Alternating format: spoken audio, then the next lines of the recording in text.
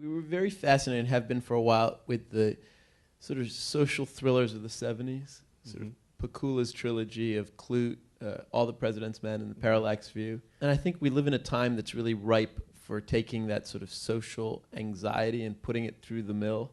In the summer of 2009, not as research, but just us living our lives, we had been out in LA, and Zal had just gotten out of the American Film Institute and wanted to direct, and I wanted to act, but those aren't exactly jobs you can just go out and get.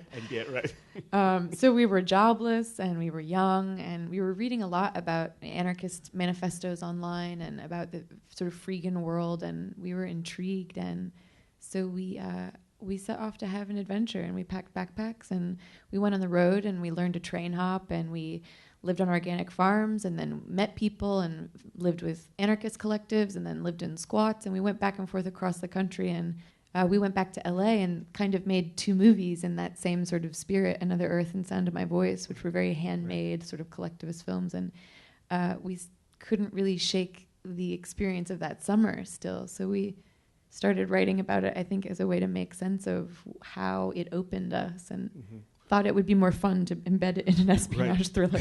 Right. Now, how do you guys work together? Is the story, the idea, I have this idea, let's flesh this out a little bit? Well, in a 6-day writing week, we spent a lot of time just doing homework with each other, just, housekeeping. So how are you feeling? How am I feeling?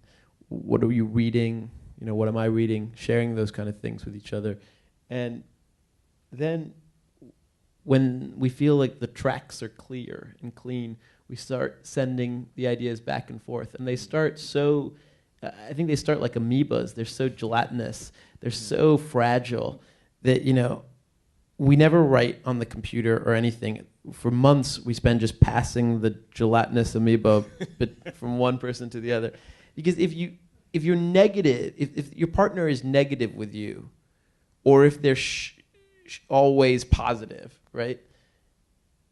You're not going to get much. The beauty is that the script and its subject matter was sort of a litmus test. I think people either closed the script and thought, this is not for me, or closed the script and thought, I have to be in this movie.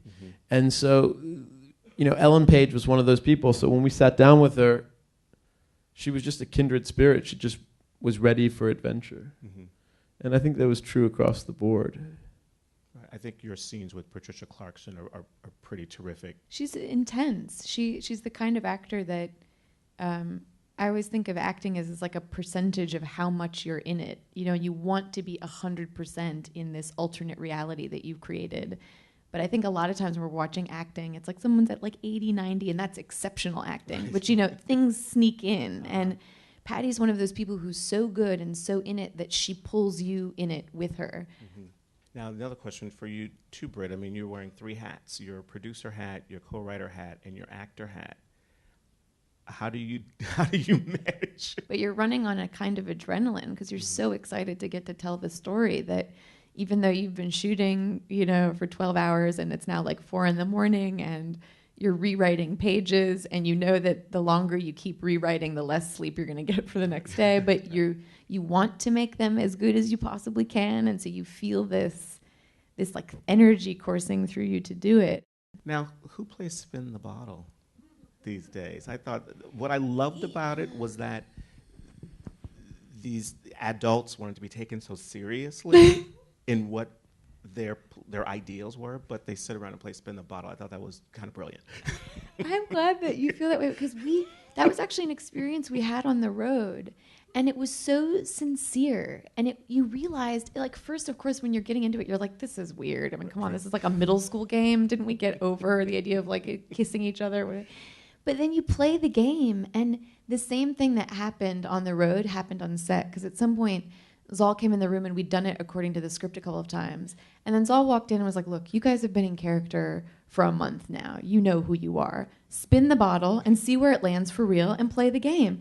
And we played the game for like an hour and a half, and it was enchanting again. The same thing happened, which is like at first people are laughing and it feels a little awkward. And then people open up to each other, and something tender and sincere and the total opposite of the irony of our times happens. And by the end of that experience, we were genuinely moved and became the collective we were pretending to be. And the crew was into it too. I was sitting in my chair, and all of a sudden, their grips, makeup artists, wardrobe. I mean, the whole crew. They wanted to see who was going to land on who. That bottle would spin, and you never knew. So I suggest we play Spin the Bottle now.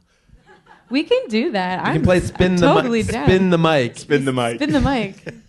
Start.